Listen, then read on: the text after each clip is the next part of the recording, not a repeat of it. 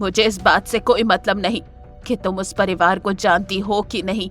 ये प्रॉब्लम तुम्हारी बनाई हुई डिजाइन से शुरू हुई थी, इसीलिए इसका सलूशन भी तुम्हें ही ढूंढना है।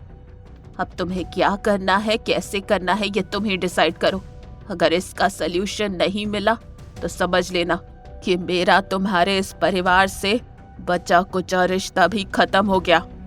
अपनी बात कहते हुए गायत्री देवी अनिल और गीता को देखने लगी। अनिल, तुम्हारी बेटी के छोटे से दिमाग में ये बात ना घुसे तो अच्छे से समझा लेना अपनी बेटी को।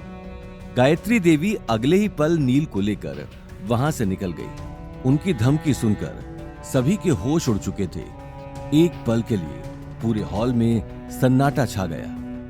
अवनी, आखिर बात क्या है? आखिर मासा किस डिजाइन की बात कर रही थी और तुम्हें राठौर परिवार से बात करने को क्यों बोल रही हैं? मॉम, बहुत लंबी कहानी है, मैं आपको बाद में समझाऊंगी। फिलहाल तो मुझे ये समझ में नहीं आ रहा कि आखिर मैं कहाँ से इतने बड़े आदमी से बात करूं जिसका नाम भी मुझे नहीं मालूम है और जिसे मैंने आज तक देखा भी नहीं।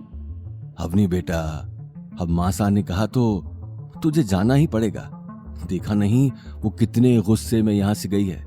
बेटा, इस बार हमारे परिवार की रेपुटेशन का सवाल है, और वैसे भी तू मिस्टर राठौड़ को नहीं जानती, लेकिन वो तो तुझे जानते हैं। वो आदमी जो उस दिन पार्टी में गिफ्ट्स लेकर आया था, वो जरूर तुझे वहां मिल जाएगा।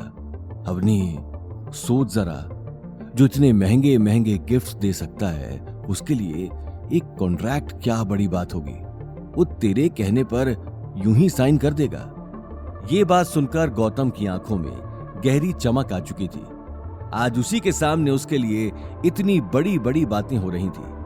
ओह गॉड, कोई मेरी बात पर यकीन क्यों नहीं कर रहा है?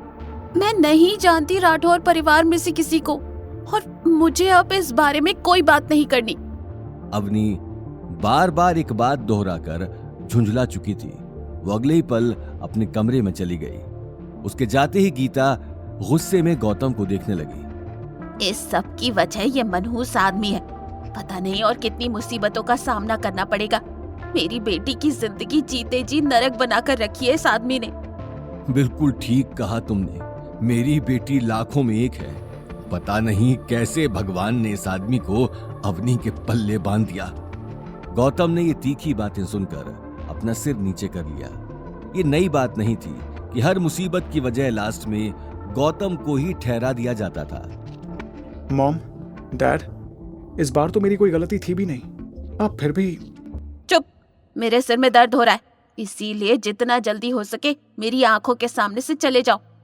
गौतम तुरंत अवनी को देखने कमरे में चला गया। अवनी कुर्सी पर बैठी गहरी सोच में डूबी हुई थी। अवनी, तुम ठीक तो हो ना? गौतम, इस वक्त मुझे किसी से बात नहीं करनी, प्लीज मुझे अकेला छोड़ दो। ये बात सुनते ही गौतम ने आगे कदम बढ़ाया, लेकिन अगले ही पल वो रुक गया और दरवाजे से बाहर चला गया।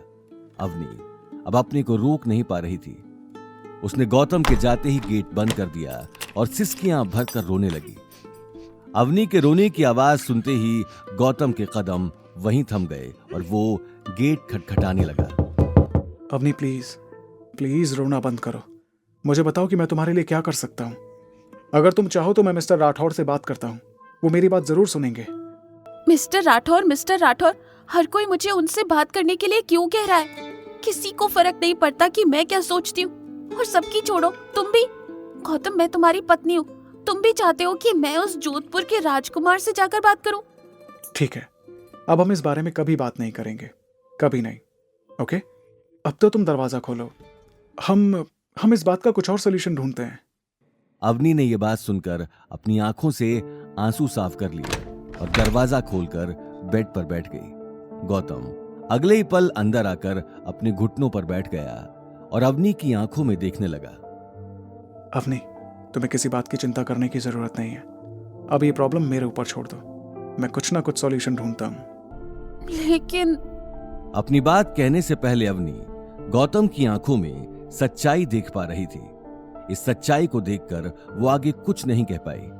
हालांकि उसके मन में कई सारे सवाल थे, लेकिन इस बार उसे कोई भी रास्ता दिखाई नहीं दे रहा था। आगे की कहानी जानने के लिए देखिए अगला एपिसोड सिर्फ पॉकेट एफएम के यूट्यूब चैनल पर और रॉयल वारिस के सारे एपिसोड्स को सुनने के लिए डिस्क्रिप्शन में दी लिंक से डाउनलोड करें पॉकेट एफएम ऐप।